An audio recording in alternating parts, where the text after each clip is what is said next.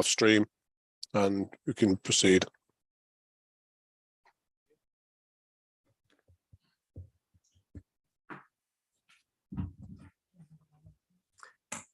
Right, good evening, everybody, and good evening those watching at home. Tonight, Wednesday, the 10th of August, this is a meeting of the Economy and Place Scrutiny Committee, brought together as an exceptional committee to hear a call-in. Item 1 on the agenda is apologies for absence, and I've received apologies from Councillor Beeston, who has been substituted by Councillor Fox-Hewitt, and Councillor Burnett, who is being substituted by Councillor Holland. Are there any other apologies to note? No, thank you.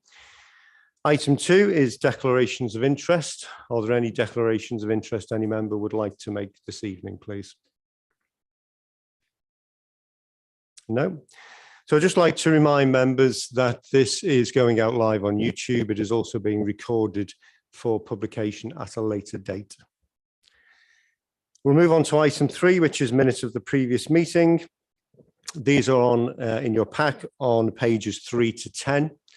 And we considered the minutes of that meeting, which was held on the 15th of June, 2022. Do I have any issues with the minutes or can we move them? Councillor Moffat. Thanks, Chair. The comments I'd like to make about the minutes is that I don't think that they really express the weight of concern that was made during the scrutiny meeting, particularly around the local plan.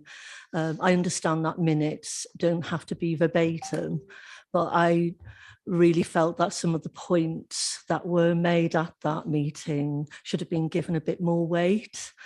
And I think if they had been given a bit more weight, then perhaps some of the cabinet might have made recommendations rather than no recommendations when they received the report. Thank you, Chair. Thank you for making that point, Councillor Moffat. Are you suggesting any amendments to the minutes? I think at this point, because it would sound like I was being particularly picky to go through things line by line. But one thing that I would recommend is that names are put against comments, or there's a procedure in the meeting whereby if people want their comments particularly noting, if they raise their hand and ask for those comments to be noted, I think that would be really helpful in future meetings. I mean, from my perspective, that is a standard process. If members wish their comments to be noted, they duly ask, and that is done so in the minutes. Okay, Chair, can I just come back on that? Thank you. I'll remember that for future meetings.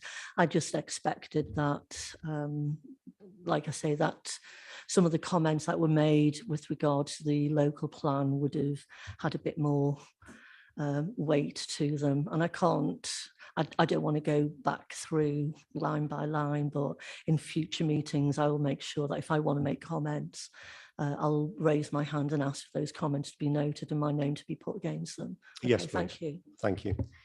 So with that said, are we happy to take the minutes as read? I don't see any dissent, so I'll take them as read. Thank you. So we now move on to the substantive item tonight, which can be found on pages 11 to 108 of your pack. And this is the local plan calling on issues and options. The first thing I'd like to just make a point to this committee is that this item, as Councillor Moffat has already alluded to, was scrutinised in our June committee. And we all, as members, had the ability to make any statements we wanted, to make any observations, to put any other procedural issues on the table. And in fact, what we came about as a committee was to accept the recommendation and to send it to Cabinet. So I'm a bit bemused that a call-in has been raised on something that we already had scrutinised in June.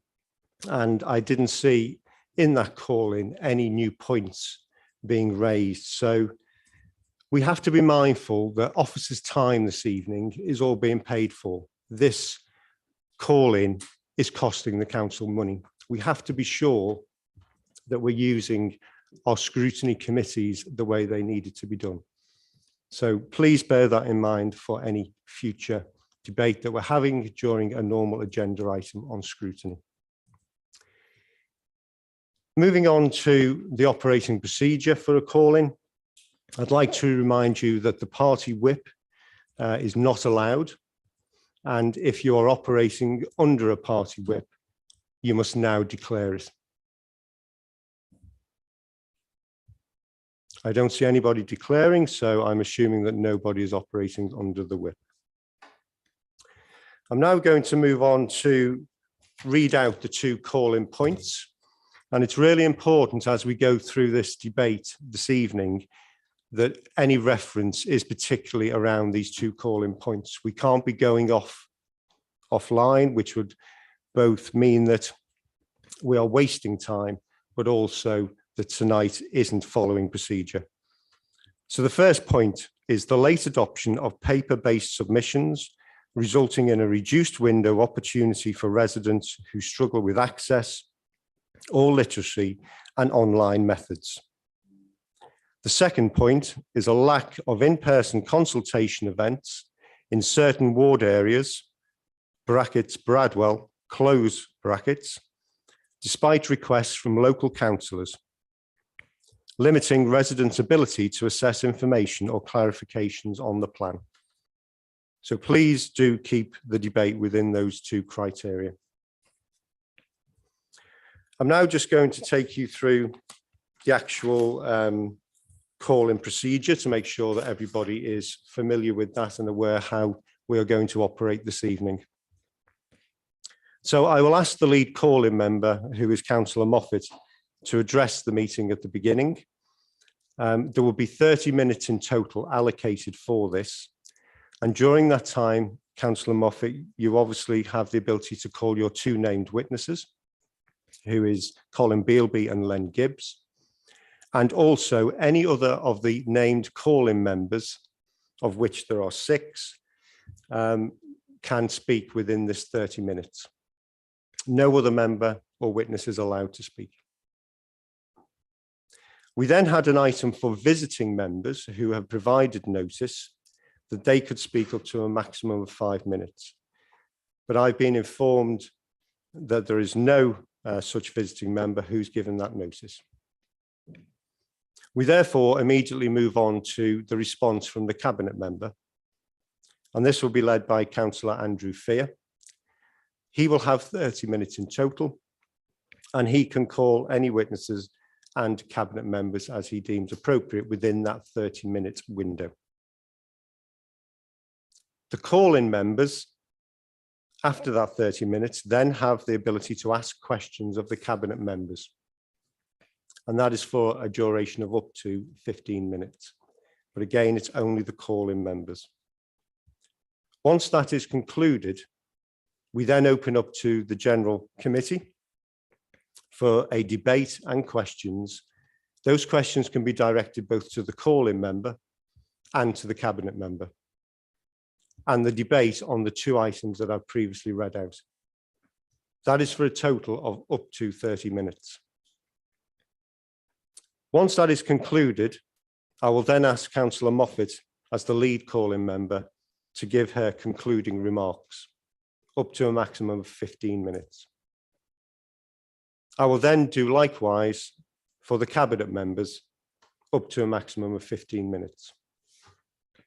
And then finally, we have 15 minutes left for committee discussion on whether or not any recommendations are to be proposed within this forum.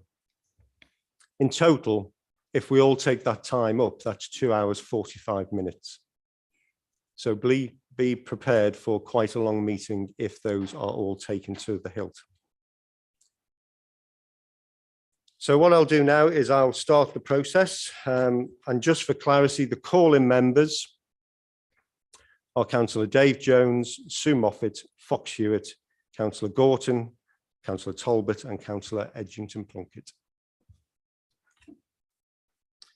So hand over to you, Councillor Moffat, for your 30 minutes, which will be timed.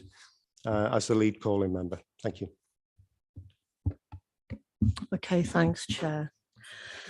First of all, I'd just like to make a comment regarding time. In your opening comments this evening, you've used the word time 3 times. And so I'm really aware of the importance of keeping to time, but also time is a significant element in terms of this calling. I'd like it noted, please, that during the scrutiny meeting, where the local plan was scrutinised or put on the table to be scrutinised, there were a number of substantial issues. And when we got to the local plan, Gemma, who was presenting the local plan, actually began her presentation with, I realise how much time has already passed. And so what I would really like to say to the council and to this meeting is that in future, can we make sure that scrutiny meetings give enough time for us to be able to properly scrutinise the items put before us? And it might mean that we wouldn't have to call extraordinary meetings like this. The reasons for calling this extraordinary meeting is because I feel that the Cabinet, with the no recommendations response to the report that was presented to them, made me very worried that the failings of the consultation would be repeated in future consultations, namely that the number of people that were reached, so this becomes part of failed to consult relevant people or bodies. We reached 289 people in Newcastle Borough out of 129,610 members. That means that 0.2% of the community members of Newcastle participated in this consultation. A previous consultation that was put out to the public for 2021 about us splitting from the local plan only reached 55 people. The fact that the Cabinet, in spite of the fact that we'd raised concerns about the numbers reached and the prejudice towards meeting a number of people, the prejudices to them being able to participate. In 2020, 55 people participated in an online consultation. We can't carry on like this. I think it will bring the council into disrepute. So I've mentioned before, and I mentioned at the meeting, that a number of people expressed great concern at being able to find their way through the online consultation. This wasn't just people who are not used to using computers or doing things online. It was also people who felt that they were quite good at doing online things. I think that the failure of the online portal contributed to the lack of take-up. I'd also like to say that for these reasons, the decision to let this consultation go without putting any recommendations forward will have and has had a significant public adverse reaction. It puts us in a very poor light when we compare other performances of other councils in terms of public consultation. There was an effort made to run some face-to-face consultations, but I understand that a number of people found these lacking. They were expecting for their comments to be able to be taken note of, and that those comments would form part of the final report. Since the scrutiny meeting, I've had people contact me saying that when they turned up to those meetings,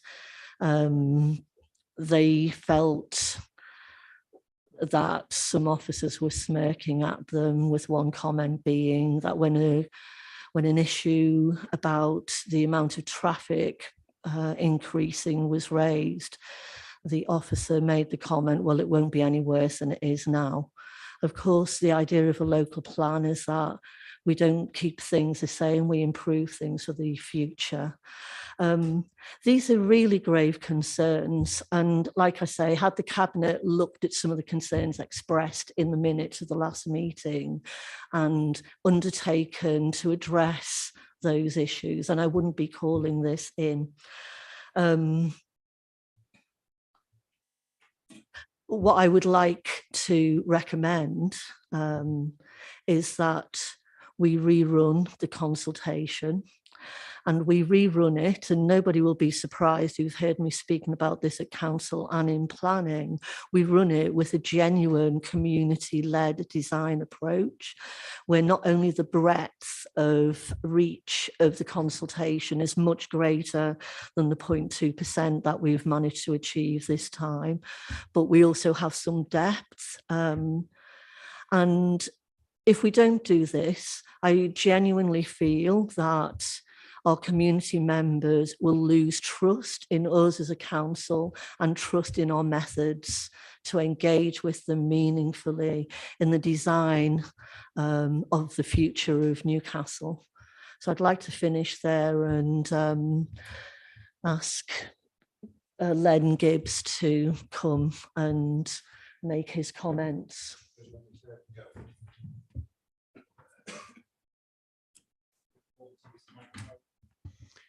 Yes, if you could use the microphone, please, because then everybody at home can hear. You just press the red button, leave it on, and you should be okay. That's the best experience I've had with technology all day. Thank you.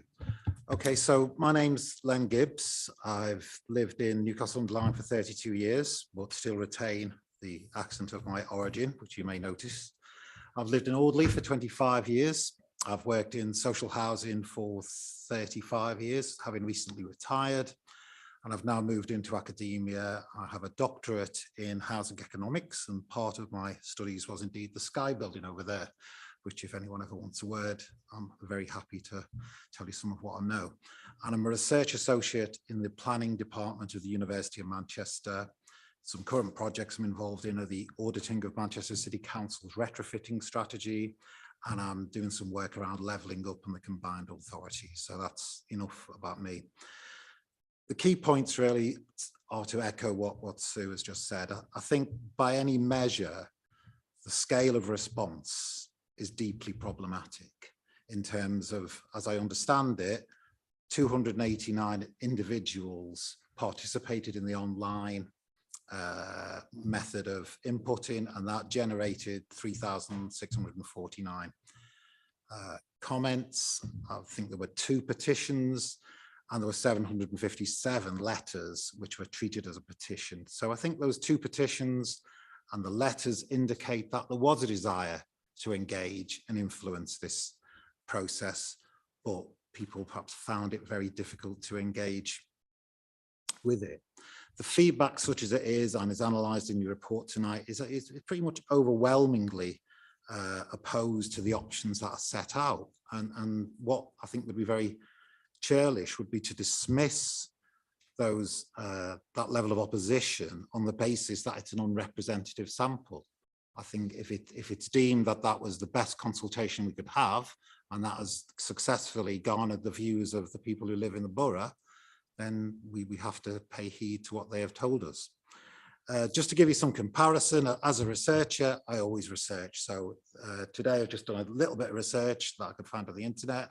So Dagenham Council, which is all the councils I'm mentioning are Conservative councils, population of 137,000, they had 3,500 people input into their local planning process with 15,000 comments. East Hampshire, 122,000, 3,500 responses. And actually East Hampshire are going back out to consultation, not because they felt their consultation was flawed, but because they feel that some of the latest information merits engaging with the public again. And Bridgend, which is in Wales, I'm not sure if it is Conservative actually, they had 1,500 responses. It's quite difficult to do that exercise. A lot don't publish and you have to pick on individual councils, but it may be useful in the next round to have some form of target about what we want to reach out to next time. Personally, I did find it difficult to participate and engage, and I would say other councils do it differently. So some of the very brief auditing I did, one of the councils issued a summary leaflet for people to comment on rather than going through the whole thing, and they could email a response in. So that's my first point. Second point on the statement of community involvement. I think the statement of community involvement was pretty much word for word the previous statement of community involvement when the joint plan was being prepared with Stoke-on-Trent. And that did clearly state on page 16 that response forms would be made available at the events, and also that workshops would be offered. I can say from my own experience, there were no response forms and no feedback was sought. And as far as I know, I've spoken to everyone else who attended the meeting with me at that time, no feedback was recorded.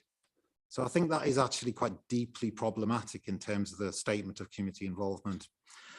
Final point, on the level of engagement, Newcastle declared a climate emergency in 2019. Its carbon credits at the last count, I believe, were due to be used up by 2026. And yet in the whole plan that was available, these things weren't there for us to engage with. So perhaps the next round, whatever you do next, I think that has to go up the agenda. So finally, I would say, the way forward is to engage with the community. The community contains a host of expertise and enthusiasm, and certainly some of the experience from Audley is people do want to get involved and they are not simply against any form of development. So hopefully the next rounds will learn the lessons from the rounds that we have just completed, and hopefully this process will help in learning those lessons. Thank you, Mr. Gibbs.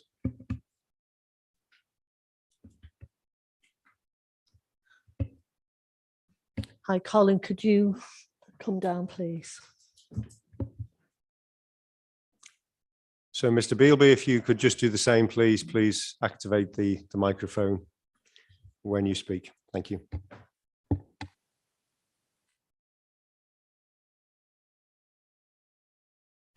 Good evening, everybody. I'm sorry, I'm going to use some notes because I'm perhaps not as familiar with talking to an audience like this. I'll quickly describe myself and then I'll explain my points as well to support Councillor Moffat's move for tonight. I'm Dr. Colin Bealby. I'm a retired university lecturer. I'm a scientist, not a politician, but at the same time, I am concerned with this local plan, and I'll outline the reasons why as we talk through tonight. I'm even more concerned now because you all decided the plan was acceptable some time ago, and Chair, you've just stated that in fact nothing has changed. Well, things have changed. The most alarming thing that has changed is we've had only 289 people complete this form and return it. And it is less than 0.25% of the population of the borough. Now, recently, we have had a questionnaire for the Audley Neighbourhood Planning Committee steering group. There are 3,900 residents in Audley. We issued everyone with a questionnaire or the option to deal with that online. We actually got a response of over 25%. So that is in fact 100 times greater than what you have got for the local plan. That to me rings alarm bells quite a lot. Now, of those respondents that we had, only something like 160 of them actually used the questionnaire online.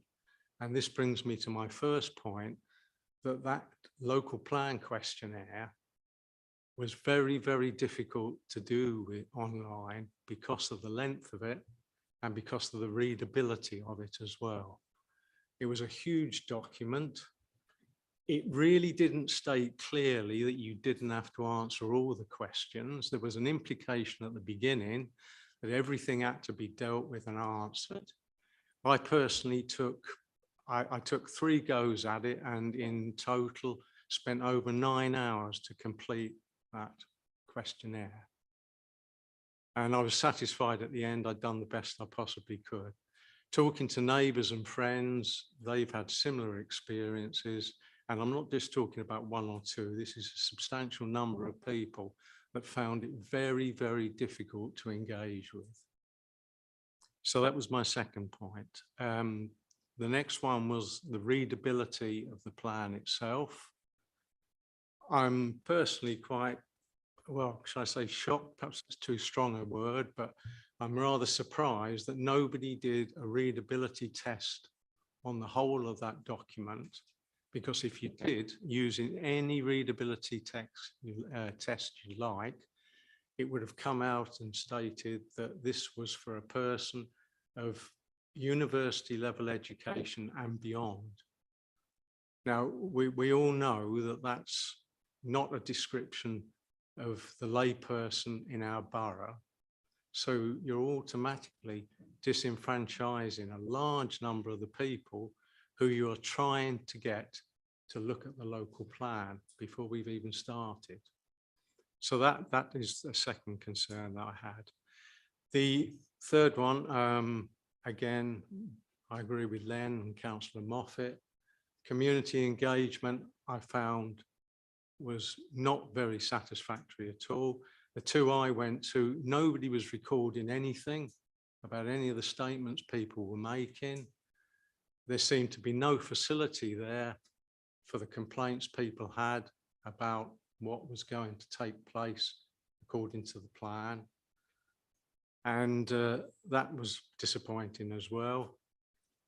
And finally, I'd just like to say that document was so large and so unwieldy that I'd be very, very surprised indeed if many people got through the first 10 or 12 questions, let alone the rest of them, because they would have lost the will to live, to be quite frank. And that is a really sad thing to say about something which I personally feel is very, very important and that we need to deal with as a matter of urgency now.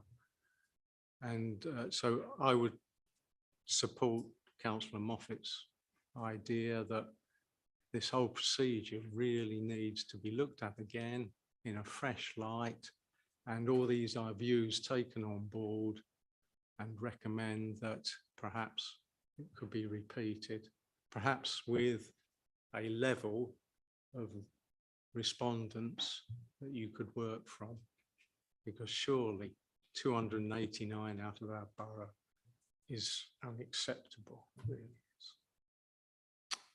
Okay. Okay, thanks, Colin. Can I ask Councillor Jones, please, to come up?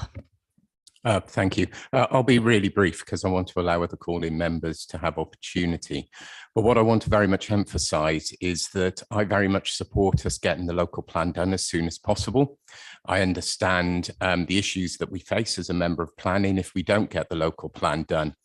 But actually, I think the biggest threat to getting the local plan done as soon as possible is it being rejected by the planning inspector at the final point. If that was to happen, it would set us back much further than the recommendations that will come out of this call-in.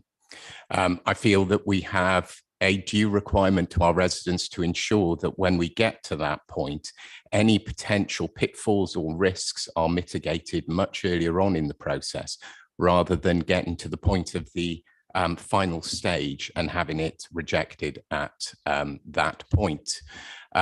Also, and I'm sure other call-in members would support this, we would support a dovetailing of the consultation so as to prevent delay of the process. I think we are just very clear that we are concerned that as it currently stands, given what we've just heard about other similar sized authorities and the number of responses that they have received, and given the alarm that we have raised quite continually through various channels of this council, that we would potentially be presenting a plan with a large risk.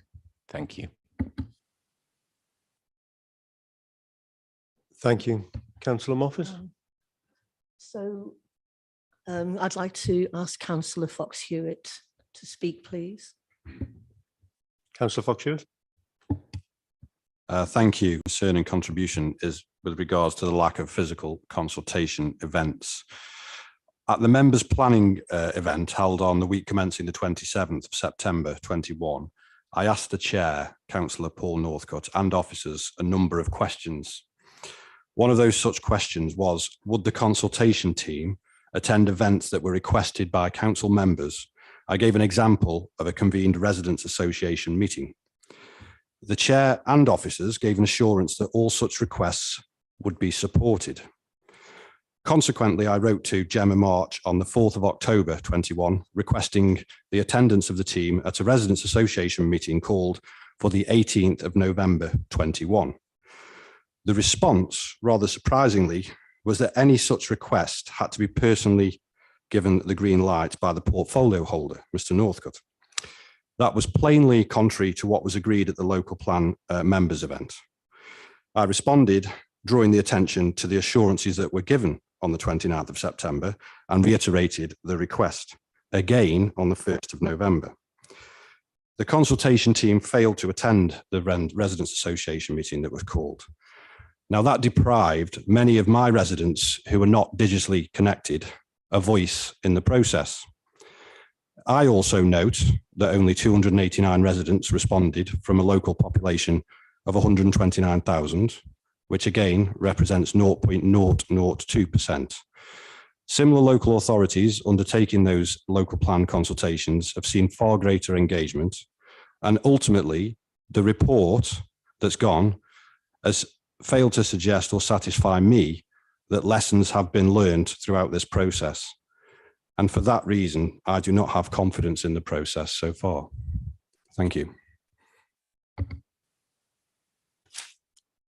Thank you, Councillor Fox-Hewitt. Councillor Moffat. Can I have a time check, please? 8 minutes left. Okay, so other call-in members, if you would like to make some comments. Richard. Sorry, John. I think at this stage, I'd sort of like to hang on to my comments until we move to the general debate, Chair. As I think as a member of the committee, I do have that right. Indeed you do, Councillor. So I don't believe there's any other councillors left who are in the call-in who haven't spoken yet, apart from Councillor Edgington-Plunkett, who's declined. Yeah. Do you have anything else to say at this point, Councillor Moffat? No, I don't, because I think the points have been made quite clearly. I don't want to pull out individual examples. And I know that this is being recorded, and I'd just like to say thank you to people who did send me their comments. They have been summarised in the general comments that have been made by myself and others. So thank you, Chair. Thank you, Councillor Moffat. So that means that we move on to the next item in the process, which is for visiting members. And as I said earlier, none have provided the due notice. So we now move on to the response from the Cabinet member, who has obviously listened to everything that has been said and no doubt will refer to that in that response. So I hand over to Councillor Andrew Fear. Thank you very much, Mr. Chairman. Like yourself, I'm a little surprised we're here this evening. I obviously presented this item to the last Scrutiny Committee, and there was no motion, as I recall, opposing the conclusions of this or raising questions about it that was substantive. No, not even a motion that was defeated. There was no motion. So we're in a rather curious position of a call-in for scrutiny about Cabinet when Cabinet has actually done something Scrutiny wanted, which is a little curious. When we think about this, there are, obviously everyone would like more voices to be heard. There's no doubt about that. One cannot compel people to do that. What I will note, figures have been bandied around a great deal, is that I believe I asked the chief executive this, I'm sure he's correct. We have had 8 complaints about the process. My maths makes that one person in 16,000 in this borough has complained about the process, or I thought that was 0.06%, but given Councillor Fox Hewitt had a lower number for the 200 odd, maybe my maths is wrong, I don't know. But anyway, it's an extremely low number, and I think most organisations faced with that sort of number would actually not be overly concerned, which is not, of course, to say things could not get better. And that's something we all want to do all the time. What I would point out, as I did at the previous meeting, is that the consultation period was 14 weeks. The statutory requirement is 6 weeks. So in fact, our thing went on for, let's keep on with numbers, over 200% as long as in fact it had to be. Moreover, if we look sideways at the city, again, I think it's important to remember when this consultation happened. It happened, of course, when Omicron was on the rise again. There was no requirement for any face-to-face activity at all. In fact, in the city, there was no face-to-face activity at all.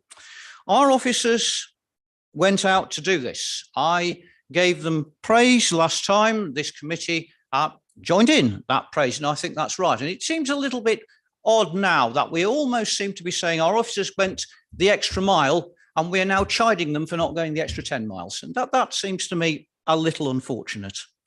As regards those meetings, my understanding, and I will hand over to an officer in a moment, is that written submissions were taken at those meetings, that telephone help was given with the portal. And again, we are all happy to accept that the portal at first didn't work that well.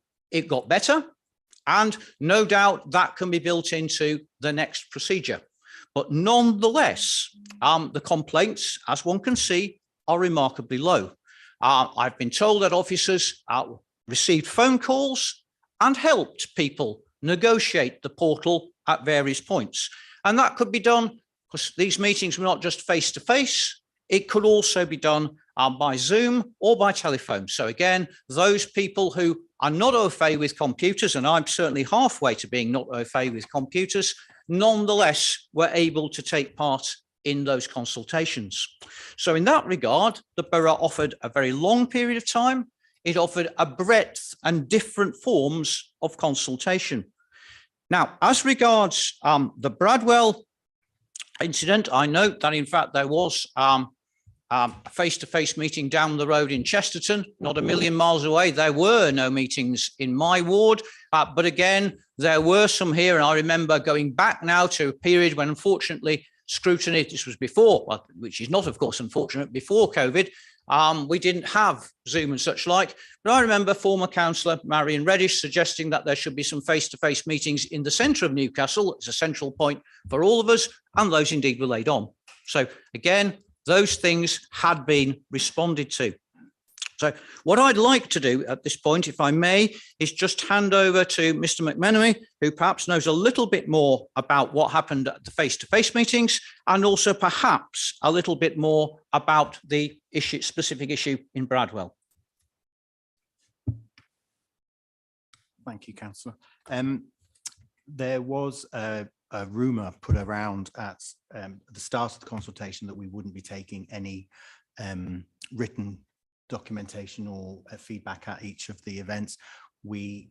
That it was not the case throughout the 14 weeks. We took many representations written by people before they came and whilst they were there, and also took letters from them afterwards. We spoke to them on the phone, so we could go through their complaints or their comments or their praise sometimes, so we could get it onto the portal. We didn't provide a summary, as one of the objectors mentioned, because we felt it was best to have the entire document open for scrutiny rather than a summary, because I think sometimes if you provide half the story, you're accused of providing half the story, and we wanted to provide the whole story in true openness. We had 2 officers throughout the 14-week period and a period afterwards working with members of the public who were struggling with getting their written submissions in or had completed their comments late and wanted to get them included. So we spent some time with them as well. Whilst there were 289 people that responded, there were more people that actually attended the events. And what it might be prudent to remember is only the people that wanted to respond because they had issues responded. What we spoke to a lot more people than 289. We had views of the document more than 289. So we were able to say that whilst we've had 289 comments, they're the actual individuals who want to comment. That doesn't take into account the people that didn't want to comment because they had either no comments or didn't feel they wanted to make a comment. So we must bear that in mind.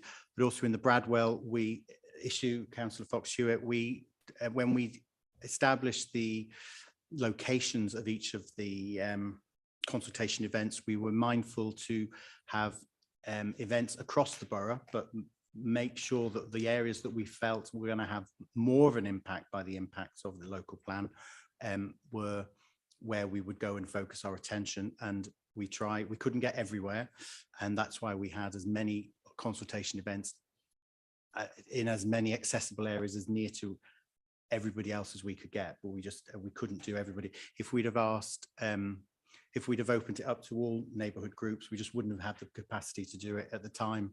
It was still COVID secure, so we were doing everything in that respect. We did have the online versions and meetings that we could, so if anybody wanted to attend that, and a lot of other parish councils or neighbourhood groups, for example, put together their own response with one, either their chair or something, attending a meeting or attending an online and then collating, spreading that,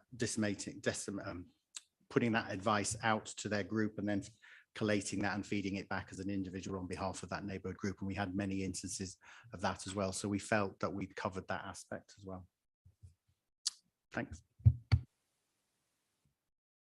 Thank you very much.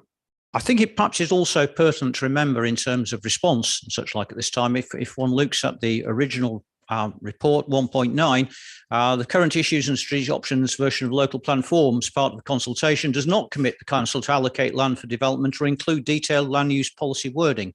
In other words, I can see a world, I prefer this not to be the case, but I can see a world where people feel that actually this sort of high-flown policy material is not as relevant to me as specific pieces of land. And I suspect that in the next consultation, we will see an increased number because people's attention will be focused upon their locality. Now, it's always unwise, perhaps, in that regard, but at the same time, I think we can see why that sort of thing is there. But before that, I think, again, the leader of the council might want to talk about some of the underlying thoughts in the strategy. Thank you, Andy. First, I'd just like to put on record thanks of our officers for the work on this consultation. I think Mr. McKenny has just pointed out the work that's gone into this at all the events. You know, those 13 events, more than has ever been carried out for a consultation in the time that I've been a council, and I've been through 2 local plans. I think also those 8 complaints that received a testament to the fact that it was a good consultation. The policy support we've talked about, which was there on hand for people that are having trouble with using the technology or also collating their paper responses. That was there, and as you've seen from Mr. McKenny, how that helped people across the board. I think I think it was Len who's talking about conservative councils. What that's got to do with it, I don't know. But just to point out though, this council did a joint local plan strategic options consultation, exactly the same as what we've just done in 2016, and there were 82 responses of that 600 separate comments. So we've had 289, still not very good, but as the officer said, perhaps people were quite happy with what they saw and didn't decide to make a comment. So let's just put that in perspective. That was a Labour-run council at the time.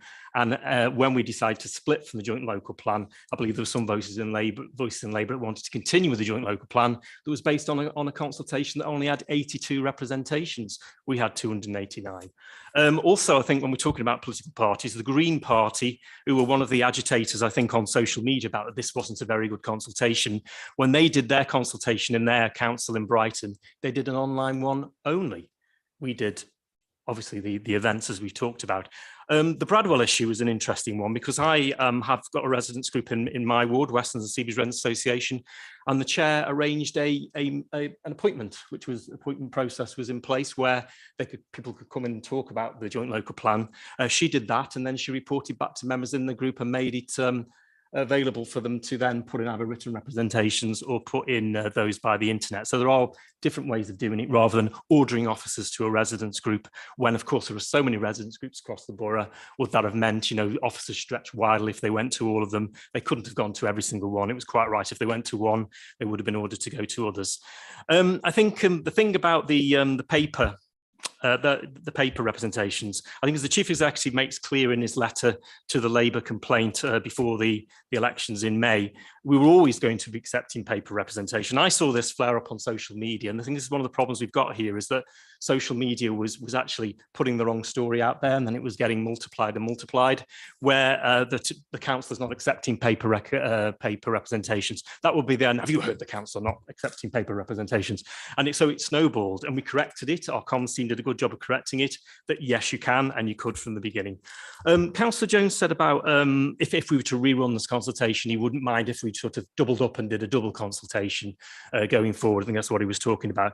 Just to make it plain, we could have had a double consultation when we had the strategic options consultation, and we could have talked about sites at the same time. We decided not to.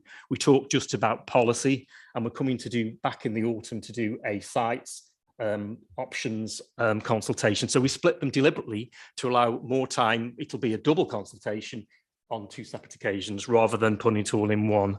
As for the public outcry, I think I watched social media because I was very concerned, you know, was this going off beam? Was this not working properly?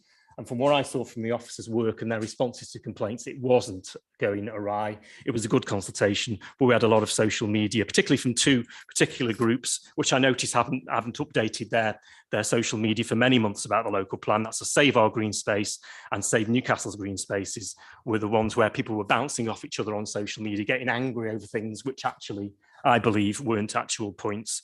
And I think, just lastly, I will point out the cabinet decision.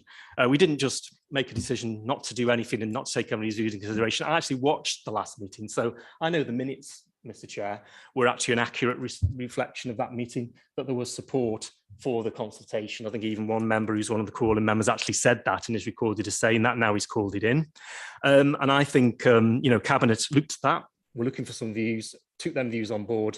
And now the point is we're going to the next consultation stage, which is about the important one, which I think will generate more interest, is about the sites that are being put forward. I think that always generates more inquiries rather than the strategic options, which is policy based, even though they are important. So I think I would just go back to what I said at the beginning, Chair, before I hand back to you, is that I think it was a good consultation.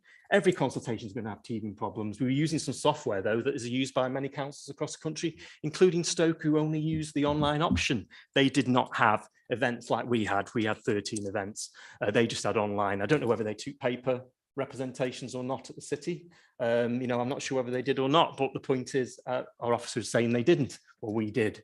So that made our consultation a lot better. But that's all I need to say at the moment. Chair, back to you.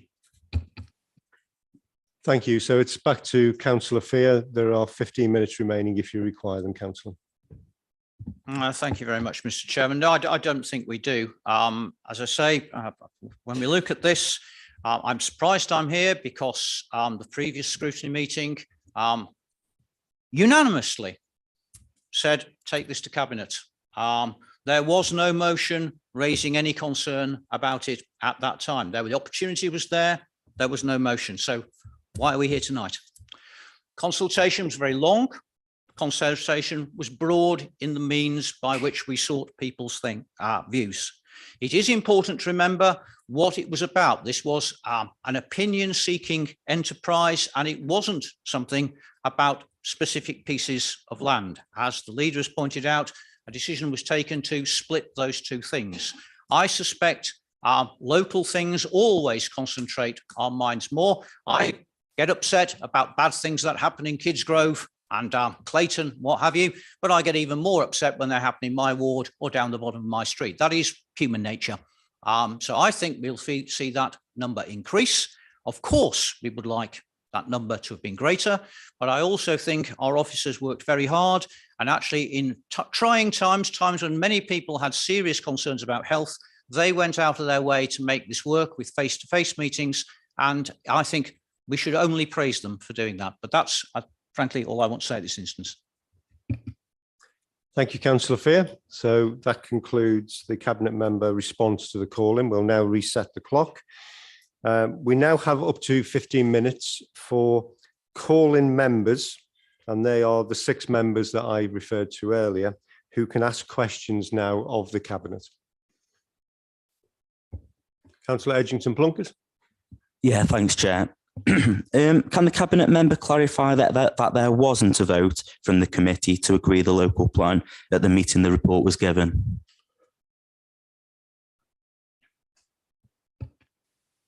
If the councillor clarifies his question, perhaps I can. Do you mean at the Scrutiny Committee meeting? Yes, yeah, the last one we had. As I recall, sitting here at this top bench, and I look to the chairman to confirm me, there was no motion placed on there to do anything other than receive the officer's report and pass it forward to the Cabinet. There was no motion raising concerns about it. That is my recollection as well. There was certainly no motion, and there was nothing minuted within that meeting. Councillor Moffat. Yeah, thanks, Chair. It's a mistake that I won't repeat on any scrutiny in the future. What I believed in good faith was that the points raised at that meeting, which were considerable concerns, which have been reiterated here tonight, would be noted, and actually the Cabinet would pay attention and perhaps make some recommendations. And yeah, I'm sorry that I didn't spend more time on the scrutiny meeting, but I'd like to reiterate there were huge numbers of substantial items at that scrutiny meeting. The chair also commented about time, Gemma commented about time, Councillor Gorton here said that he wouldn't spend any more time because he'd be here till midnight. If he went through all of the points he wanted to raise on that item. So we're here tonight, Councillor Fear, because we didn't get enough time to scrutinise properly. And I think that it's really important for scrutiny committees to take their role seriously. And I'd like to reiterate that we run the risk of losing people of Newcastle's faith in us as a council if we don't scrutinise properly. And all of the comments that have been made, and I've never said that the officers didn't work hard, but reaching only 298 people is not an acceptable level of consultation. And I will stand by that comment. Thank you. Thank you. Before I ask the next member to come in, I'll respond to that as chair of this committee. I do take exception to what you've said there, Councillor Moffat. When I chair this committee, I give every member of this committee the appropriate time to come in and make any comments that they want and have as much debate as they want. I only move on to the next agenda item when it is deemed so and everybody has had the time to talk. If on that night, members had continued to go into prolonged debate, which they are so entitled and which I would have accepted, then I would have delayed other items on the agenda.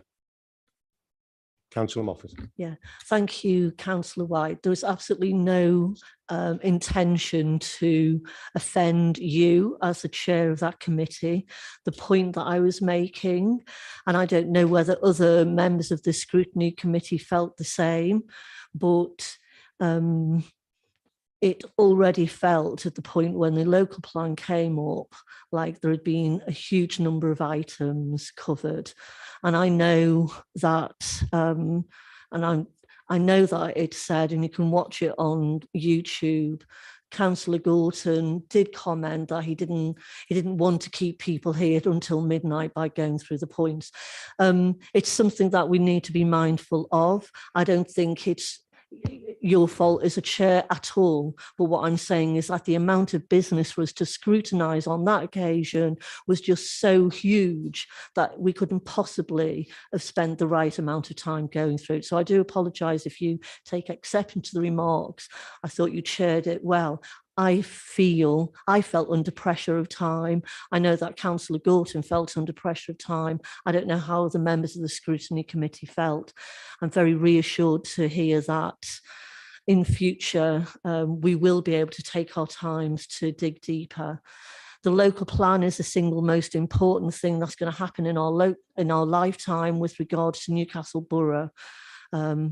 And I thank everybody for spending their time tonight to look at this issue seriously. Thank you, Chair. Thank you, Councillor Moffat. And I can only reiterate what I said earlier, and that is at scrutiny, which I take very seriously, everybody has the ability to carry out as much scrutiny as they so desire and take as much time on that. I believe Councillor Tagg, you want to come in? Thank you, Chair. Yeah, just back what you just said there, I did watch the recording back and it was quite clear, you know, as you said, Chair, and I think as Councillor Muffet has indicated, you chaired that meeting well. I think also mention has been made of Councillor Gorton, and he did say that he would put views into the Cabinet, which he did do by Councillor Field, and that was raised with us at Cabinet. And I think, you know, elected members have a right to input into Cabinet, so do members of the public. There's a procedure in place for representation to be made and even people to speak at Cabinet if they ask in advance, and that's open to members and members of the public. And when this item came up, so if members felt there wasn't enough time to debate it on that evening, even though I think there probably was, they could have done that, and only Councillor Gorton forwarded some views to us, which we obviously Andrew, Councillor Fier raised at the meeting. So I feel we've discharged our duty on that, taking into account what members put forward. Thank you. So I've got three members wishing to speak. First is Councillor Gorton, please. Thank you, Chair. Looking back at scrutiny, I sort of kicked myself. I think I was too reasonable on the night, actually. And there are things I must admit when I left the meeting I wish I had raised. And I know that's not an uncommon experience, but I think the importance of the meeting and the seriousness of the issues before us, maybe on that occasion, perhaps what I should have asked for is whether we could have actually changed the order of the agenda and taken the local plan first. I don't know if that was possible because you had a lot of outside presentations. All I'm saying, Chair, is I think we've all learned from that experience, and I think it is down to backbenchers like myself to be perhaps a bit more adroit, really, on how we use the system. Councillor Fier sort of asked, well, why are we here tonight? Well, I'm here because I've still got some questions, and he's here, and I hope he's going to answer some of them for me. The one thing that I am really interested in, and I know, and I'm sure we're going to keep coming back to this, is the 289 respondents online. What I've been keen to ask is that there must have been, as part of the preparatory process, some sort of threshold, some sort of figure that the Cabinet, advised by officers, had in mind, so that they could actually turn around and say, this has been quite successful. Yes, we are reaching an audience. And if Councillor Fier can sort of shed any light on that, I would find that incredibly helpful. The other thing, Mr. McMenemy mentioned that more people attended the face-to-face meetings. I've gone through the paperwork. Apologies if I've missed that. But do we actually have a figure for the number of people that attended face-to-face meetings? If it's there, I've missed it. Once again, I think that would be very, very valuable as we move on. Thank you, Councillor Gorton. I'll move to Councillor Fier first and then on to the officer. Thank you very much, Councillor. I'm afraid, of course, I was not a member of the Cabinet at that time, and consequently, I can only look to colleagues as to whether there's a figure there. There is, of course, sadly, an old saying, which is you can take a horse, you lead a horse to water, but you cannot make it drink. And I think that, unfortunately, we are, of course, in this room, very select group of people, and we sort of quite interested in things like local plans and such like. It's very hard, I think, and it's incumbent on all of us all to try, and I'm sure that I could have tried harder as well, to enthuse the general public about these things. We also know, I think that, you know, low feedback from variety of things is unfortunately with us at work. I have to get feedback forms from my students. I get a remarkably low number.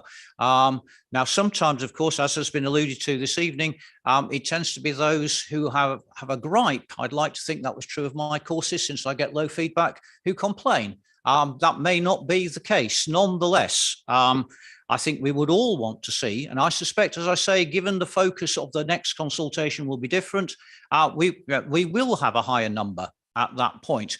But I'm not sure it's a wise thing to do to actually have a bar. But as I say, I cannot say whether there was a bar because I wasn't there at the time. I know that's a little bit lame, but it is factually correct. If I could perhaps hand over to the officer. Thank you, Chair. The number of individuals that attended each of the 13 events isn't mentioned in the report. You're right, correct. I personally attended the 2 Audley events where there were roughly 100 people at each of those 2 events. So, and I'm more than confident that we got more than the 289 across the board. I'd have to dig the figure out with the planning, the policy team, but there were definitely at least 200 or more at the 2 Audley events, and that there are another further 11 events, which surely would have got us over that number. Well, I know they got us over that number, sorry.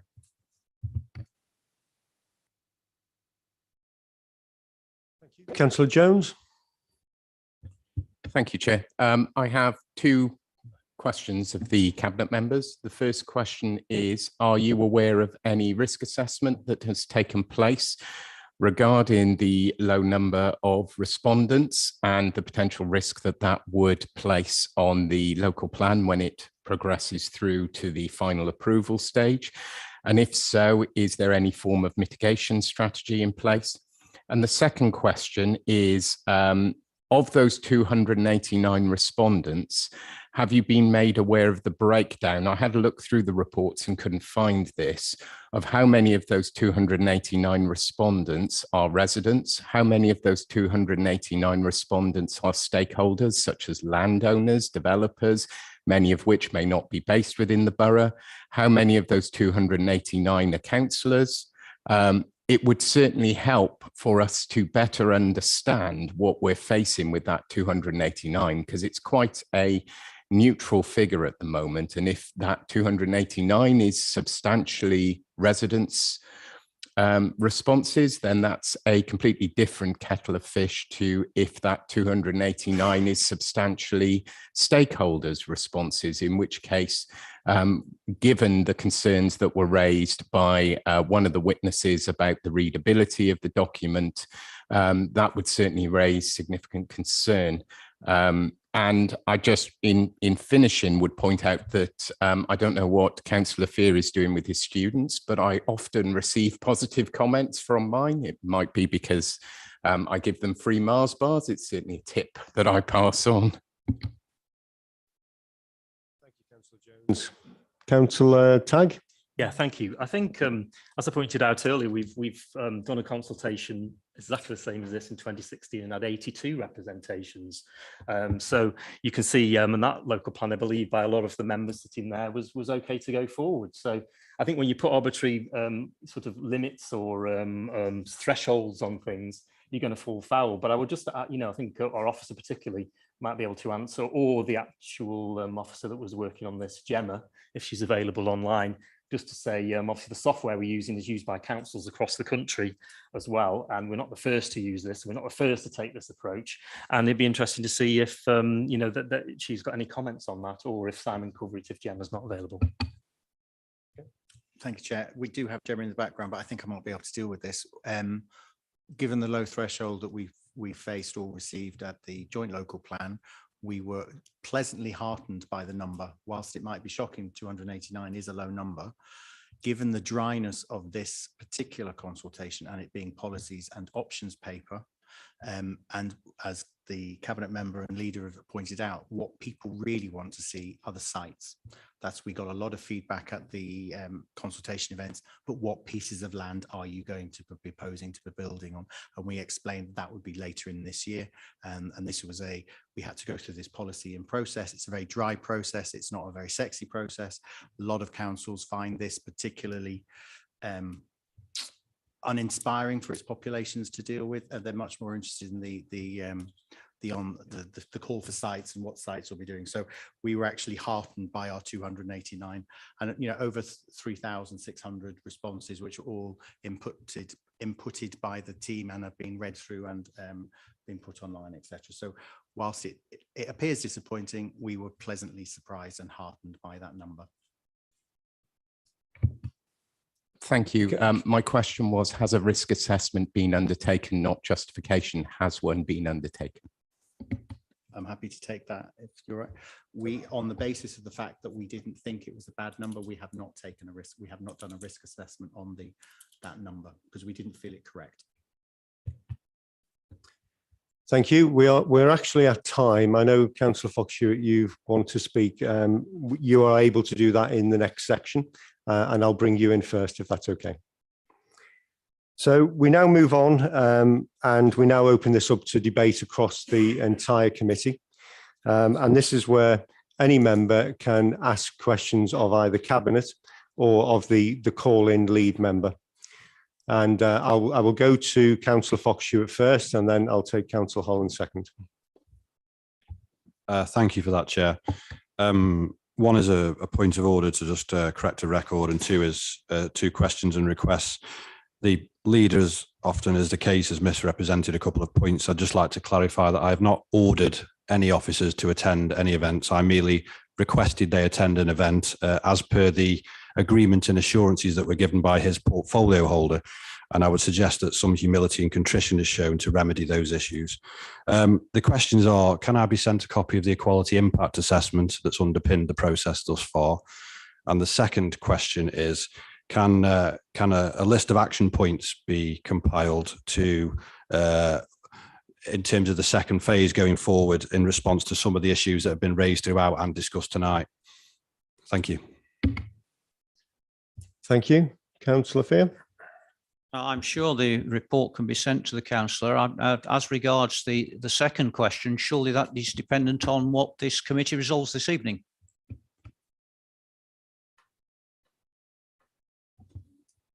Does that answer your question, Councillor Fox-Hewitt?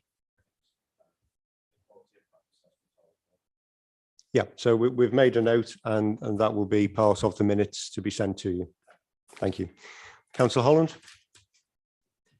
Thank you, Chair. I'm not on this committee. I wasn't here for the previous meeting that took place. We began with a comment from Councillor Moffat that, while it was true, didn't seem to import very much, which was that if the minutes of that meeting had said something different, perhaps Cabinet would have had different recommendations when it voted on it. I'm heartened that it seems to me that I can see half of them here tonight. Half of Cabinet were either present in the room for the last meeting or watched it live or as a recording. So when Cabinet considered the response to the local plan consultation, it wasn't doing so based on the minutes of this committee's deliberations. It was doing so based on the verbatim what was said at the meeting. So I'm not sure that really this meeting has a great deal more to add to that. But I love Scrutiny. I think Scrutiny is great, and it's fantastic that we are here. I don't object in process terms to officer time and resource of this council being allocated to additional scrutiny, because I think, in common with you, Chair, and in common with Councillor Moffat and others, that is a vitally important thing. I have to say, though, that the call in as it's worded seems to me to fall down on both points, and I'm not sure that I'd be able to vote in favour of what's suggested. Point number one, late adoption of paper-based submissions. I think we've heard in the evidence given by the leader and the portfolio holder, that was not the case. It was a canard. It was made up. It was something that was spread online either maliciously or through honest mistake. And it was not the case that this authority was ever rejecting those.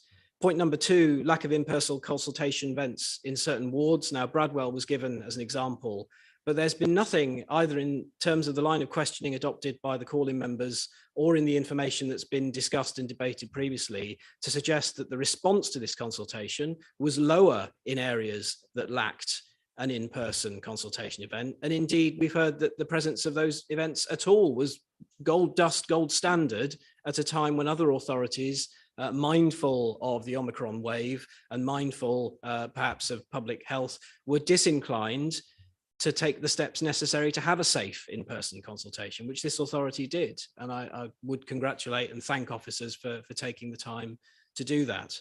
So on both points, I don't believe that the call-in succeeds. There is a word that I think is missing from the call-in, and that word is discrimination, because they talk around it, they talk about prejudice and they talk about lack.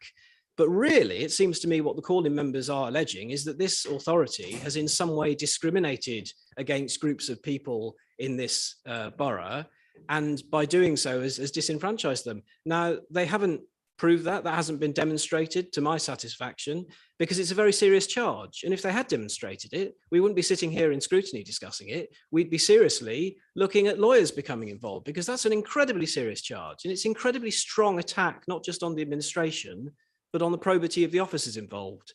And I think Councillor Fox-Hewitt mentioned an officer by name who is not here to represent or defend herself. I think that's discourteous at the very, very least. And I feel sad that having gone to all of the effort of coordinating this, that the Labour Party has come to us with really such thin gruel. Thank you, Chair. Thank you, Councillor Holland. So clearly you're expressing your views there, which we thank you for. I don't think there was any particular question. Councillor Moffat and then Councillor Tagg. Yeah. Okay, Chair, can I just remind people of the comment that you made right at the beginning, that this is not a whipped meeting. Nobody's come here with a partisan head on their shoulders. I know that is true for me, and it's certainly true of the other members who have called in. We've come as representatives of our communities. And I mean, I'm very sad to hear that if 289 people consulted with online is the gold standard for Newcastle Borough Council, and I think that we need to do better. I'm disappointed with it. You know, Simon, I know that you said that you were quite content with it, but it's disappointing. Councillor Fee said that we would, you know, it would be lovely if everybody was kind of excited about the local plan. Well, it's our job as a council to get people excited about it, even if the first part of it has been dry. This, as I say, is the single most important thing that we will be doing, and it affects our borough, not just next week, but for a considerable amount of time. And I think that we need to take the time to do this consultation again and to do it properly. That isn't a criticism of the efforts that have been made. It may be that there are more people that need to be involved in terms of the comms team. We did ask when this first came to planning that the consultation came to council, so that every single councillor who's representing every single community of Newcastle would know about it, would do their work to engage with their communities, and that would take the pressure off officers having to go out and do the legwork. Audley came out in numbers, as you know. The other comment I would like to make, Simon, is that the two witnesses that I called today were shaking their heads when you said that people's comments were gathered. And I don't want to be in a position of going, yes, they did, no, they didn't. But my job as a councillor is to listen to my community members. So if there is a mismatch between what you think happened and what community members think happened, that's another point of concern. I can't reiterate enough that we need to be doing better. That's why I've called this in. Okay. It's not about whether it was a Labour authority, a Conservative authority, whoever it was, what happened in the past. We're here and we're now. And we need to make sure that we do things better, which is why I'm asking for this consultation to be done Councillor, again. sorry to interrupt you. I'm just mindful of the fact that you do have 15 minutes to summarise at the end, and other members, this is their only chance to come in. Okay, so Councillor Tagg. Yes, I mean, just addressing both of the contributions there from members, thank you for those. I think just to point out that the first thing we did when we decided to go ahead with our own borough local plan, which I think was the right decision and split from the joint local plan, was to agree a statement of community engagement, which went through cabinet. It was open to scrutiny. We never had any call-ins about that. It was agreed, and we've done this consultation, and we'll do every consultation as per our statement of community engagement, which every council has to do when they start on a local plan process. That's available on the website for people to see. I think also I'd refer to the Chief Executive's letter that's attached, which is from the 18th of February after a complaint from the Labour group, which played out some of the things we've heard tonight back in February. I know we're in an election period then at that point, and votes were up for grabs. The Green Party, I know, we're chipping at the other parties' feet. I've noticed they've disappeared now and are more interested in Stoke because there's elections there next year. Most of them were from Stoke anyway. Were coming over to Newcastle and giving views on our local plan. Is that I think the Chief Executive covers those points quite succinctly. And, I've referred to them tonight already in what I've said. And I think members should read that, take note of it, and they'll see that it was a good consultation. They'll see that officers worked hard, and that, we're heading towards the second consultation, and that will be about the sites, and that will be the one where we'll have a bigger response. We said it before, and I think saying it again this evening now is that that's what's going to happen. If I may, Mr. Chairman, just to again address one of the points the councillor made, and the councillor noted that there was very high compared to other areas response in Audley. I would suggest that was, although this consultation was not about sites, I can't stress that enough, there was a strong local perception that it was about sites, and some of those were in Audley, and that is what galvanised the population there.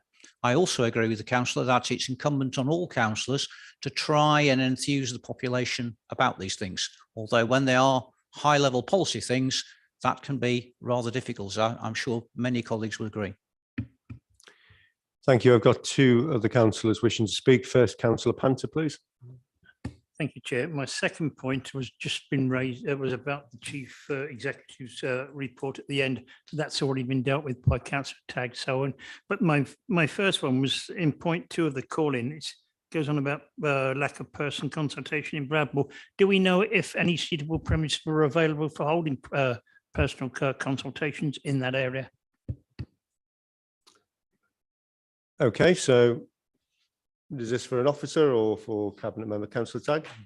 I think just to point out on the list, which is in the report, of the sites where consultations were held, they were placed across the borough to enable people to get to them as quickly as possible. I think the Guildhall for the town centre covered all of the southern of the borough, right up to Seabridge, Westlands, Clayton, Thistlebury, Town Ward, and of course there was the site in Chesterton, which I believe is up on the turnaround in past 8 Dale, just outside of the village. That was the one that was for that area of the borough, which is geographically close to Bradwell and across the A34 and down into the village of Chesterton. So I think that was the one we were aiming for that. And if you look at them, the list, I can't remember the page it's on, but it's in the report.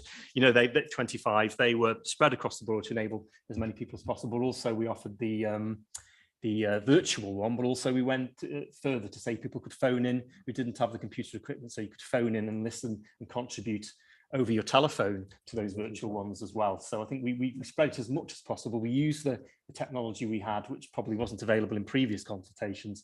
And also, as others have said, we were aware of the Omicron surge at that stage as well. But we decided to have events, whereas, for example, the City of Stoke, who did exactly the same consultation, didn't. Thank you. Councillor Bentley-Smith. Yes, thank you, Chairman. There's been a reference to the Chief Executive's letter already.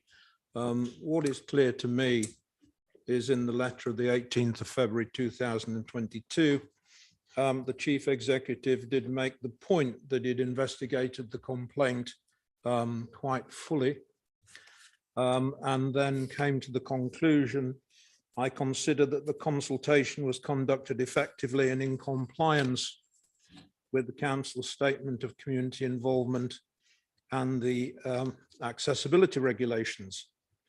and then says that having reviewed the concerns, doesn't consider there's reasonable grounds for undertaking a repeat of the issues and options and so forth. And then we already hear that actually the purpose of this call-in is more looking to the future than actually what happened, which does seem an odd approach to process. Having said that, I do think that there is benefit in looking at anything that happens and seeing whether things can improve in the future. That's just a function of good management and a well-run system. I was concerned that there was a comment that the methodology and the response rate were related. I don't think a causal relationship was established there at all.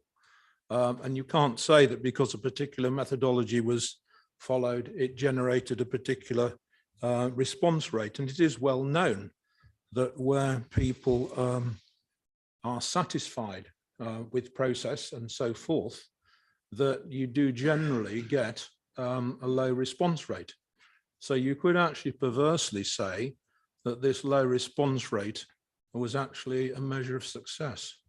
So if I have to make a question, it's a question to the call-in. Other than what they've said, why are we here? Thank you, Chairman. Thank you, Councillor Beckley-Smith. Do you wish to respond, Councillor Moffat? We're here because the consultation wasn't good enough, broad enough, didn't engage enough people, and I stand by that. Councillor Beckley-Smith. Well, I don't want to prolong it, but I would back what the Chief Executive has said and what other people have said. And I'd say if there is an issue, then improve it in the future and let's not go backwards. Thank you. Thank you. So I'm looking to other members. We do have 14 minutes left. If anyone wants to ask any further questions to either Cabinet or the call-in lead. Councillor Holland. Sorry, if nobody else wants to have a go, I'll gladly say a little bit more, which is perhaps if we could focus a little bit on the 289 responses. And we have heard a little bit from the call-in members about that number. We've had a little bit from the Cabinet and from our officer tonight about whether that's a good number, a big number or a small number. What it isn't, and I think this is something that Councillor Moffat did say in introducing the item, what it isn't is the total reach of that consultation.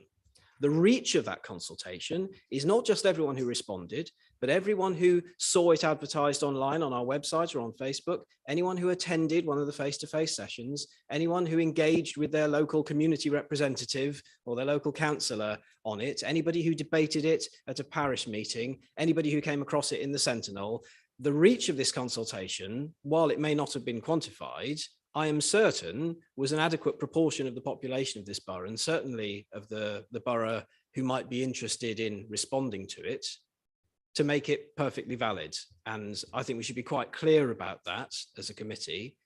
This is something that was not done to death because it's a policy consultation, and quite rightly we've heard that we expect that the next stage of the consultation will be a lot more spicy. And I share that expectation. My belief is that the next stage of the consultation, when you start talking about sites, will garner a much larger number of responses, but that won't necessarily mean that we are doing that much better at consultation. It may simply be that the questions we're asking at the next stage are those that spark the public interest and that the public want to talk about, because there are two sorts of answers to the consultation that won't be included among those 289. There'll be the people who want a big squashy red button that says, I don't like this, whether that's Tories bad or local plans bad, housing bad, or in the case of some green activists, some environmentalists, growth of all kinds bad.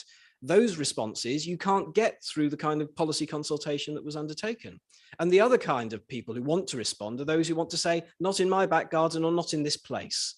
So they want the sites consultation and they will get the sites consultation. And when the Secretary of State is coming to analyse the work that's been done at this council to arrive at a local plan, they'll be looking at what I expect will be many thousands of petition signatures and letters and responses to the next stage of consultation.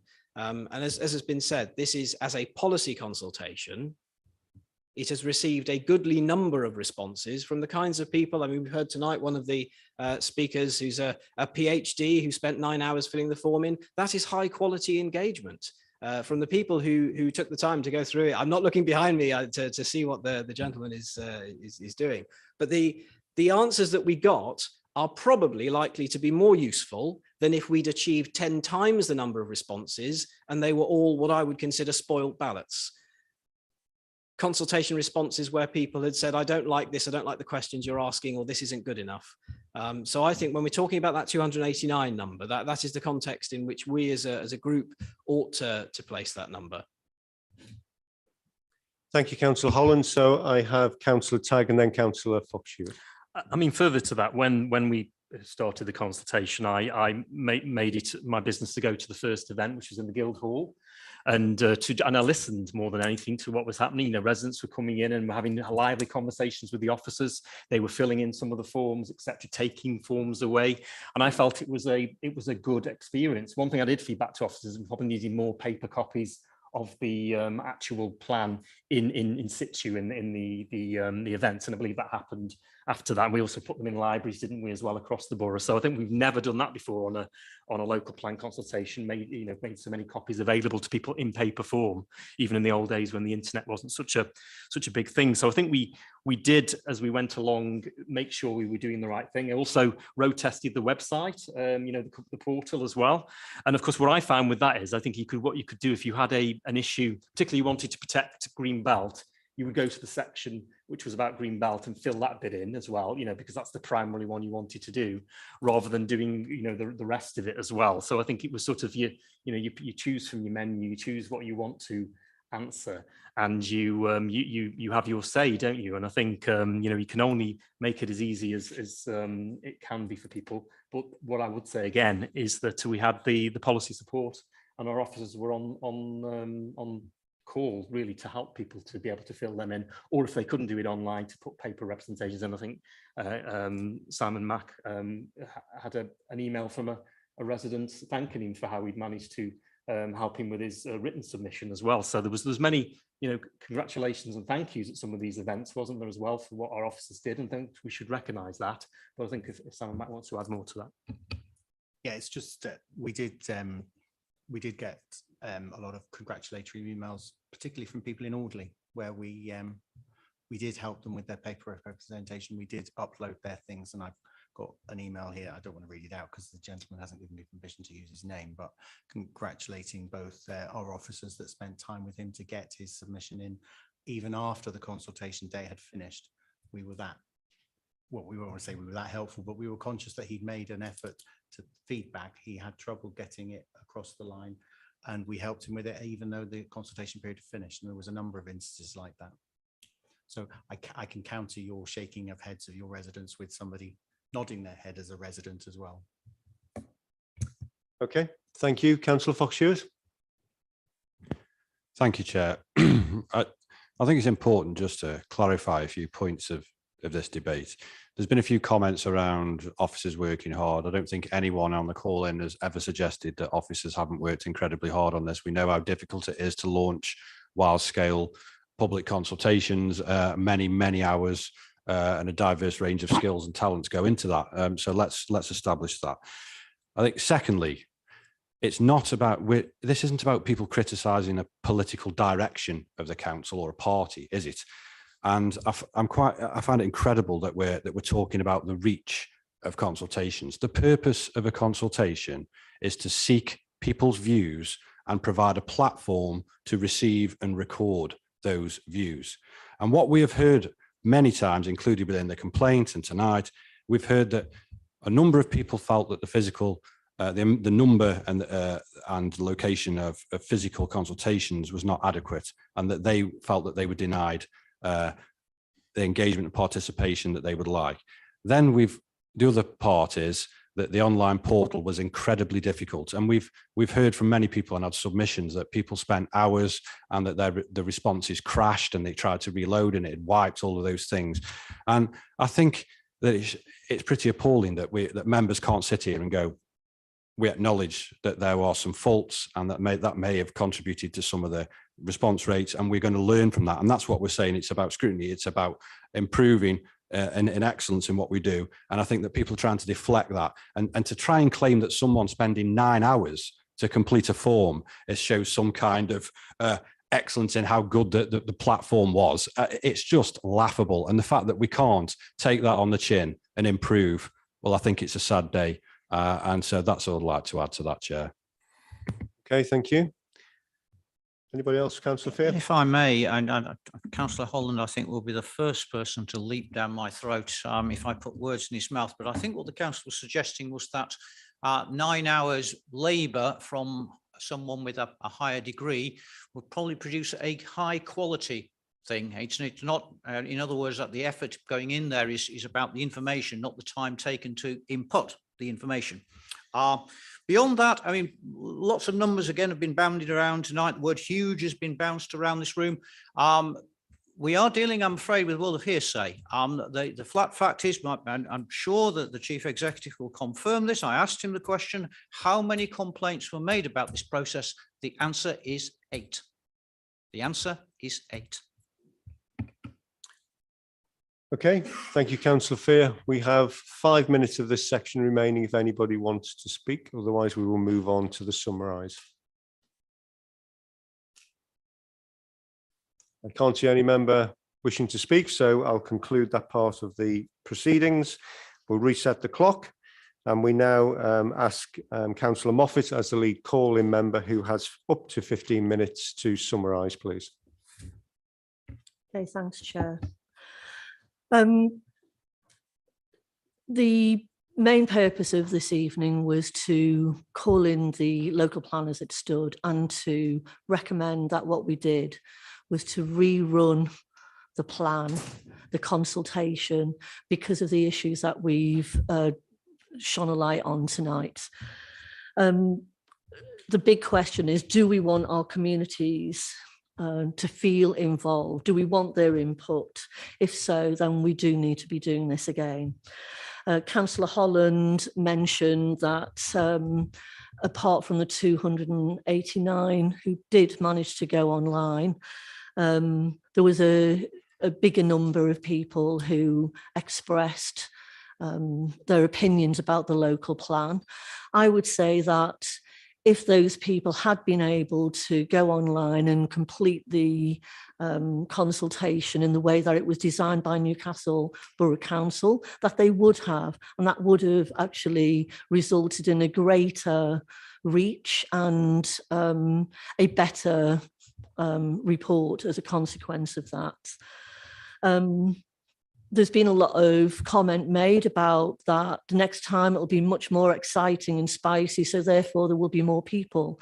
What I would say is that unless we address the issues that we've raised tonight around accessibility, readability, the depth of experience of consultation of our residents in Newcastle, then we're doomed to repeat exactly the same experience. In other words, a lack of engagement, a lack of numbers, and a failure, therefore, to have to draw upon the greatest asset that Newcastle Borough Council has, which is its community members. I want to reiterate that this isn't a party political stance that we've taken here. This is a community concerned stance that we're taking. We've come here representing the communities that we represent individually as councillors, but more so the communities of the borough. It's not acceptable to dismiss the comments that we've made tonight, including people who've come here tonight, as not being relevant. Because there were only 8 written complaints. We've brought these issues to this scrutiny committee in good faith. We've brought them in order that things can be done better and that Newcastle Borough Council can maintain the trust of the people of Newcastle in terms of being listened to, being consulted with, and being part of a really important local plan, which is aspirational, as well as building a positive economic and happy future for Newcastle. There is nothing to prevent us from putting right the issues that we've raised here tonight and redoing this policies and options document. People are interested. Again, the broader number of people and the 289 demonstrate that they are interested in being involved in this consultation process. I say that every councillor sat here tonight, we ought to be going back to our communities with the news that they can be involved, and we ought to be helping our officers and the council to make sure that each of us engage with our community in a way that they're properly involved. I'd also like to reiterate that nobody here is saying that the council officers are no good, that they haven't worked hard. Of course they have. And Simon, it was me that gave that gentleman your email so that he could contact you. I didn't send you screenshots of the number of messages that he sent, which would have wallpapered certainly one of the walls in here, and he was only one of the people. I will finish now. I'm saying we've got nothing to lose by running this consultation again, running it in a way which is accessible, which is readable, which is enjoyable, as dry as the exercise might be, and which is exciting for the people of Newcastle. Thank you. Thank you, Councillor Moffat, and we will now reset the clock again. The next section is the concluding remarks from our cabinet members, and I'll hand over first to Councillor Fear. Thank you very much, Mr. Chairman. Let's have a think. When we look at the call in tonight, it was on 2 points, as Councillor Holland pointed out in the previous debate. And on both of those points, I think there is really, the debaters moved away from them, perhaps because those 2 points don't really have a lot of weight to them. So the first one seems simply to be factually incorrect. Written submissions were taken from the beginning of this process, always were.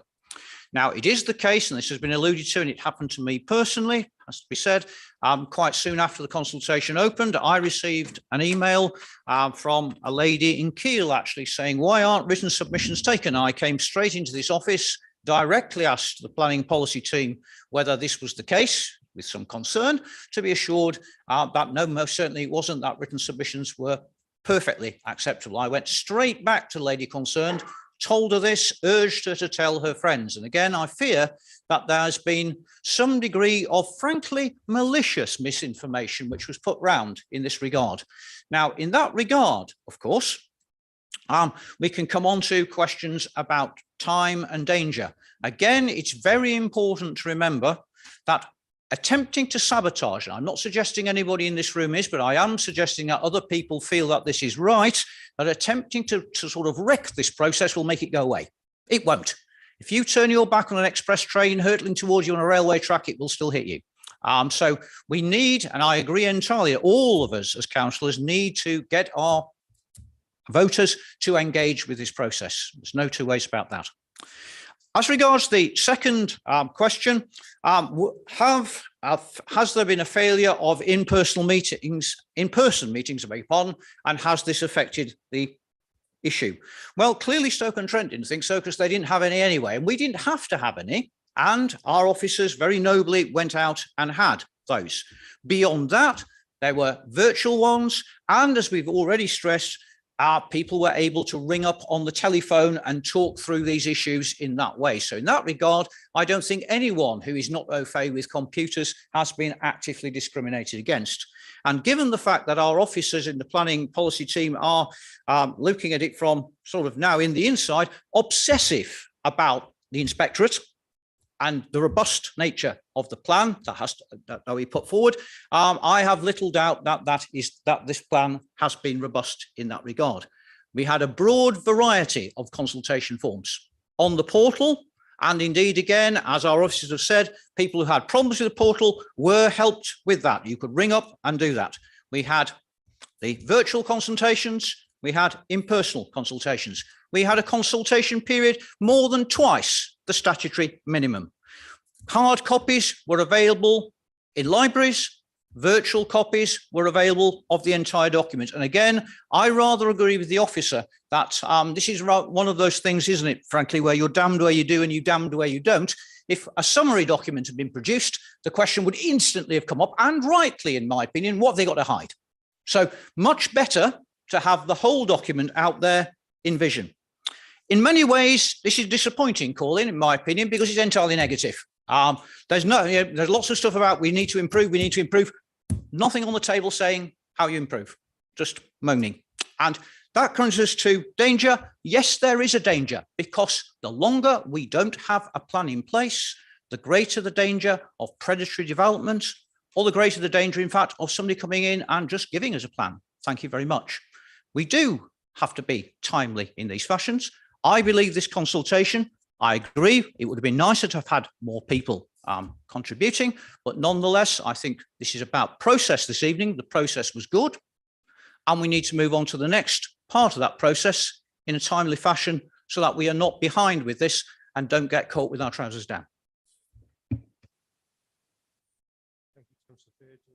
Councillor Tagg. Yes, thank you. I think just to echo what Councillor Fear said there, and also to echo what Councillor Moffat said about looking to the future. I think we've had a very divisive election period, which just before that we had the consultation, and as I've said, political parties trying to make capital out of it. I think this is the final, hopefully, final bit of that. I think we can look forward now, and I think there are two consultations to come for the local plan. There's the one on the sites, and then there's one at the end just before we submit to the inspector, and also take it to full council, because full council has to have a vote on it before we submit to the government inspector. So there's plenty of opportunities for more consultation on this, and particularly, and I think stress again, those sites will be the ones where people are interested in. And then when it all comes together at the end, the final consultation before we submit it. And I think we made the right decision, a couple of years ago now to split from Stoke. We've moved on our process, we've moved it forward, we've got our statement of community value, we've got our timetable set out for this. We've done this first consultation. Now we're looking towards the second consultation. And I think it's about what Newcastle is going to be like over the next 30 or 40 years. It's about where, the future jobs are going to come from, where future homes are going to come from for people that not only live here, but come here to work, because we want to attract more people to work. We also want better housing and more housing for the people that already live here, growing families, etc. And through our local plan, we can do that. I just want to address something. I think it was Len, or I forget the name of the second person, about the sustainable side of our plan, that doesn't feature.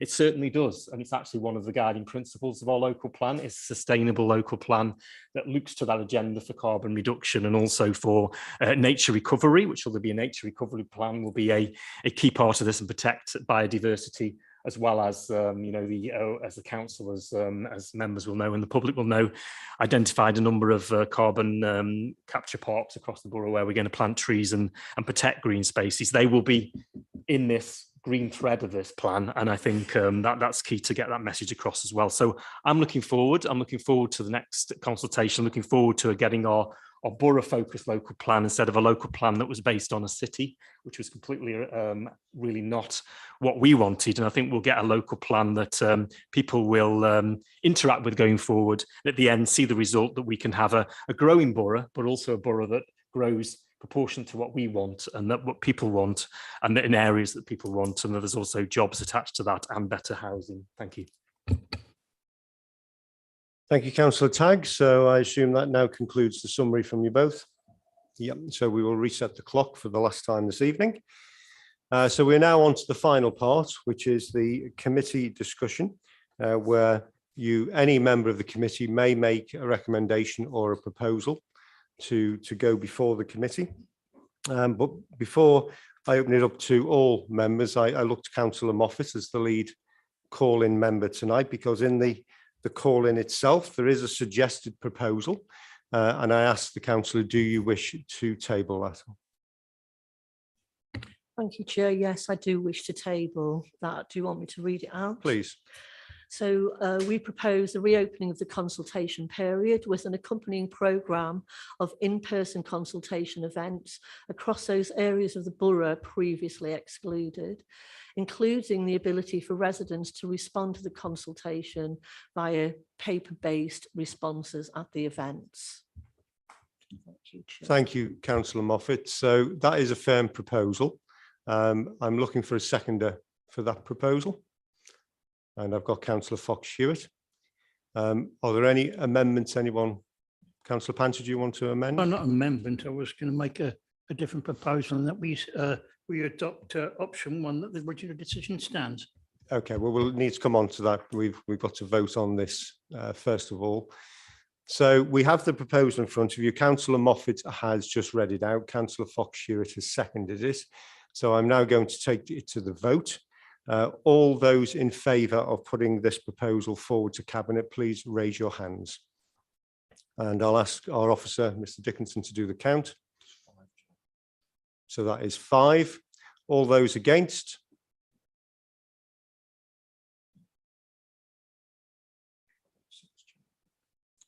Six. Any abstentions? No, so that motion fails. So I now come on to Councillor Panter. You wanted to make a suggestion? Yes, Chair. I propose that this committee adopts option 1, that the original decision stands. Okay, so that has been seconded by Councillor Hutchinson. Councillor Holland? Of course. Thank you, Chair. I'm happy to speak in favour of Councillor Panter's suggestion, as seconded by Councillor Hutchinson. I think Councillor Moffat said we had nothing to lose by voting in favour of the proposals that were put forward by the call-in members. Councillor Fear was quite right in pointing out that there is a huge danger associated with further delay to the local plan process, and that's why I voted against the motion that was put forward by the call-in members tonight. I think what we've got to remember, both as a committee and as a borough, as a council, is that what people who are seeking to chip away, and I'm not suggesting for a moment that it's the call-in members, there are people out there in the ether who spread misinformation, and what they are seeking to do is to undermine a legitimate democratic process and to exchange it for a lottery ticket that we can all play. Maybe this week it'll be our green space that's up for speculative development. And you will know this, Chair, as someone in representing a rural ward. It is a lottery every time. Will a developer come forward? Will a supermarket that's been land banking sell its land to a housing developer? Will the green space next door to you be sold off and turned into housing? Will this happen to any of us? And that is the position that we continue to be in for as long as we do not have a local plan in place. I came onto this council 11 years ago. The local plan process has taken longer than my entire political career, and it has not come to fruition. I long not to retire or to lose my seat before the thing is complete. So tonight, the debate has moved on slightly, I think, from the call-in, but that's no bad thing. If we've spent time and resource on this, we've had a worthwhile outcome. And that outcome is that we've had perhaps a reheated, perhaps a further moved on version of the debate that should have been taking place at this committee's regularly scheduled meeting when it last met in June. And I think probably Councillor Gort and others have learned something about dropping their timidity when it comes to debates of this nature.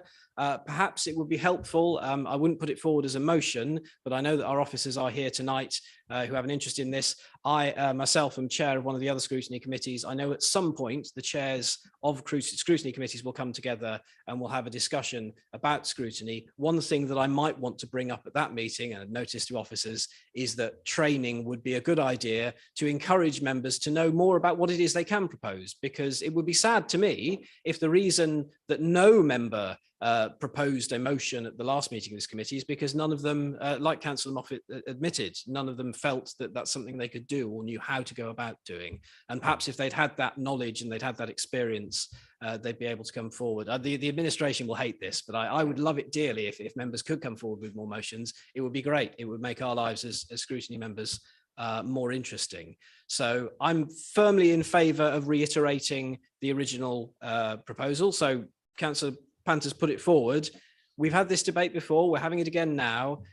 The ask that we're making of Cabinet this time isn't the same as last time, because this time things have moved on slightly. When we're saying to Cabinet, please consider what we say tonight, we're asking for that to be borne out in the next stage of consultation. So in formulating that, what more can our officers do to answer some of the criticisms, the critiques that were raised by calling members? How can we make the next stage of the consultation better than the last stage? We voted now. We believe that the consultation that took place was good. It was good consultation, but we can always be better.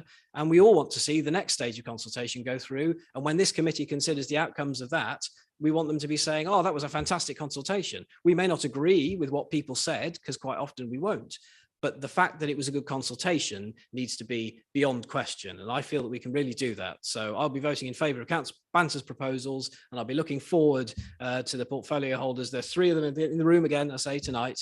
That's half of Cabinet. I'm looking forward to them coming up with an even better sites consultation that we can all really get foaming at the mouth at. Thank you, Chair. Okay, thank you, Councillor Holland. So Councillor Foxshire, is you speaking on the motion? Yes, it's just a very quick question, if you'll permit it, Chair, just in response to Councillor Fear. I'll stand to be corrected on this. You said that Stoke didn't do any in-person consultations and we didn't have to do any kind of consultations face-to-face. Am I wrong in thinking, did we not pass a digital exclusion motion unanimously in 2018, 2019 that said all council services would maintain face-to-face element and would not rely on digital and virtual only services?